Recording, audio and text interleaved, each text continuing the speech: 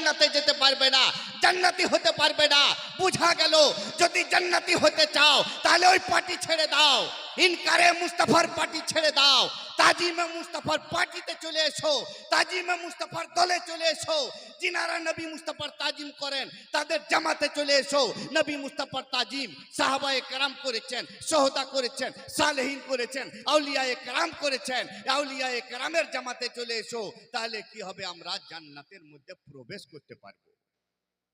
ইন্নী জাইলুন feel আরদে খলিফা, আল্লাহ বলছেন আমি জমিনের মধ্যে আদমকে খলিফা তৈরি করব। আচ্ছা, সময় আমার কাছে সংকীর্ণ, মাত্র আর 10 মিনিট সময় আছে আমার, মাইক ছেড়ে দেবো ইনশাআল্লাহ, 10-15 মিনিট আছে। আল্লাহ বলছেন আমি জমিনে আদমকে খলিফা তৈরি করব। আমি একদম কোরআন থেকে বলছি, ইন্নী জাইলুন ফিল আরদে খলিফা।